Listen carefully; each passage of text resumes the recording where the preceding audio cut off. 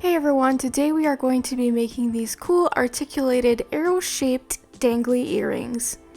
You can see the color on the bottom section is drastically different in this clip than it is on the thumbnail, and I'll talk about that a little bit at the end. I'm using all 11-aught Miyuki Delica beads. I've got a matte white, a matte sage green, a matte cranberry, and matte copper beads. You're also going to need a pair of French hooks, a pair of wire guards, and 4 of these 3mm jump rings. Today I'm going to be using 6-pound Fireline Smoke, and as usual I've got my big eye needle here. I'm going to be using my thread zapper instead of scissors, and a pair of needle nose pliers. I'm going to take a little length of my Fireline, not much, it's less than an arm's length, and I'm going to melt it off with my thread zap. Now normally I would not use Fireline Smoke with matte white beads, but because you're going to see a little bit of the thread at the bottom edge of our arrow tip shape, it just looks a lot better than using the Fireline crystal. So I'm going to take a little piece of paper towel here and wipe any of the excess smoke color that might come off so it doesn't get our beads all dirty and gross looking. You can see here the amount of color that's coming off onto the paper towel, and you're going to want to do this a bunch of times. So I've picked out a stop bead that's different than all my other colors, and I'm going to pull it down to where I have just a few inches for a tail. I'm going to go through that stop bead 2 more times in the same direction to make sure it's nice and secure. I'm going to pick up 1 of my copper beads and then 10 of my matte white beads. I will pull them down to my stop bead and get ready to put on a wire guard. I'm going to pinch this one closed before threading up one leg and down the other. Then I'm going to put on another 10 matte white beads and 1 copper one. So the next row is where we start our peyote stitch, so I'm going to pick up another copper bead and I'm going to be going through the first white bead. I'm going to pick up a white bead, skip 1 bead, and go through the next bead. Pick up another white bead, skip 1 bead, and through the next bead. And we're going to keep peyote stitching like that until we get to our wire guard.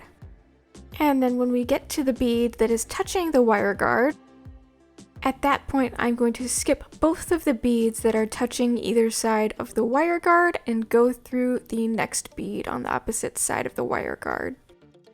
That is a decreasing stitch, and that's going to give that V shape to the top of our arrow. After that, I'm going to continue stitching on white beads with peyote stitch until I get to the last copper bead.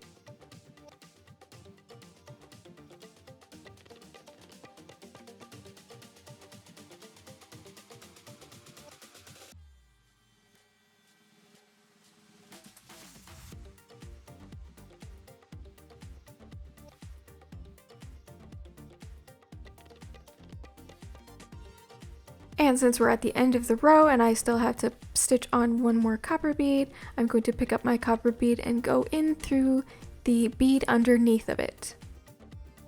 And then I'm going to snake my way around to coming back out of that same bead.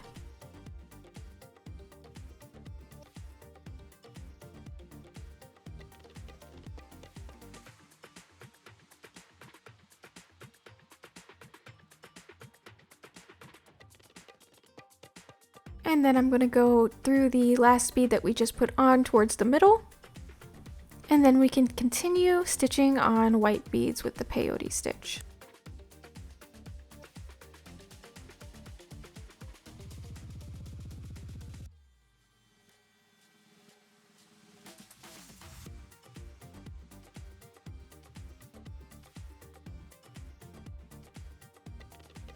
And then when I get to the center 2 beads, I'm going to go through both of them to decrease, just like we did on the last row. And then I can continue to do peyote stitch once again.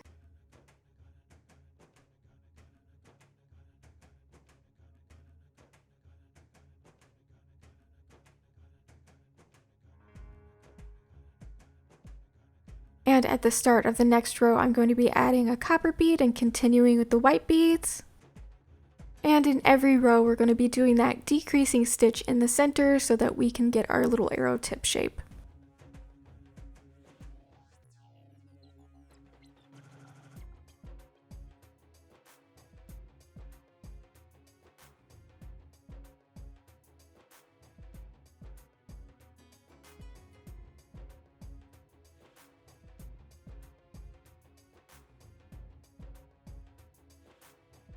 And just like before, when we get to the end of the row and we have to tack on that copper bead, we're going to go in through the bead below and snake around to come out of that same bead.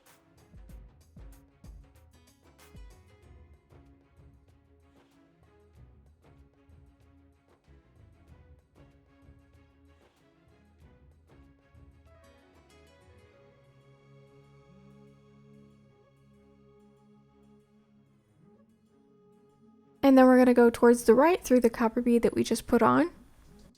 And we're going to keep adding rows in the same way all the way up, but since we're decreasing every row, there's going to be less and less beads to put on.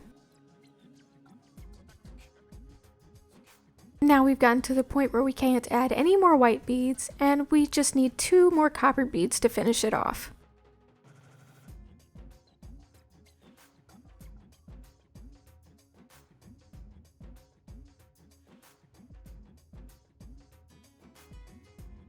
And the most important part of finishing off these 2 beads is that once you get that last bead on, you need to thread through the other bead on the opposite side of that vertical line so that your jump ring will have something to hang on to.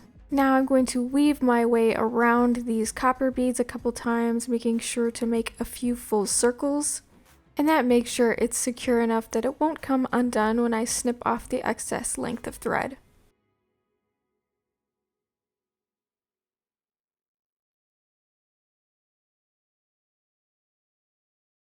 And then I'm gonna melt that baby right off of there. And now I can go back and take off my stop bead. You just slide your needle through one loop at a time, pulling it out to release your stop bead. Now I can finish this tail off the same way that I did the other, just by making a few rounds around all of this copper line of beads.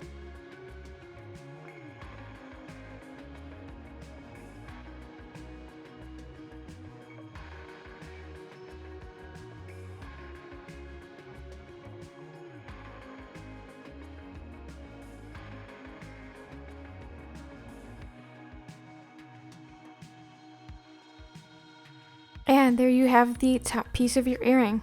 Moving on to our next piece, the green one. This one does not need a wire guard, so I'm going to put on 1 copper bead, 28 green beads, and then another copper bead. And then I'll pull that down to my stop bead. For the next row, I'm going to pick up a copper bead and make that my first peyote stitch. Then I'm going to peyote stitch on 6 green beads. And now that we're in the middle, I'm going to decrease by skipping 2 beads and going through the bead after that. And then I can continue peyote stitching on green beads. And after this point, you finish it off exactly the same way as you do with the white one, it's just a little bigger. Which then leaves you with something looking like this. Now moving on to my final piece, this cranberry / brown color, depending on what light you're looking at it in. I've got my stop bead on there, and this one also doesn't need a wire guard, so I'm going to be putting on 1 copper bead, 32 of the cranberry beads, and another copper bead. As usual, we start our peyote stitching off with a copper bead, and then we stitch on our cranberry beads, peyote stitch, until we get to the center. And once you get 7 cranberry beads peyote stitched on there, then you're ready to do your decrease stitch. So I'm going to skip 2 beads and go through the 3rd bead, and then I'm going to continue peyote stitching on more cranberry beads. And again, from here on out, it's exactly the same way as finishing off the white and the green ones, but it's just a little bigger. And then here is the nifty little trio all together, ready to assemble. So I'm going to take one of these really teeny tiny jump rings and open it up with my pliers. And I'm going to put it through the bottom edge of my white piece and the top edge of my green piece. And I ended up taking a French hook and poked it into the top hole of my green piece to widen the gap a little bit because it's a lot stronger than the jump ring. And now I'm going to carefully close up my jump ring, making sure that the 2 ends are very tight together. And again with this next one, I'm going to open up my jump ring and put the top part of my cranberry piece in there and the bottom part of my green piece. Then I make sure to close it back up nice and tight. Now all that's left to do is to add our ear wires. So I grab one of my French hooks and open it on up with my pliers, and then I slide the wire guard in there and close it back up. You just gotta do that one more time to get its mate, and I really love the way these earrings turn out. And the bottom pieces, when I have them in really bright indoor lighting like my studio lights, are a super deep brown color. But then when I have it in really low indoor lighting or sunlight, it's like this super saturated red cranberry color. It's very strange, and I don't know of any other beads in my collection that do this, but I think both of the color combinations look really nice together anyway. So what do you think? Do you like the brown or the red better? And do you know of any other beads that do this wild color change thing? If you do, please let me know in the comments. Hey, thanks so much for watching.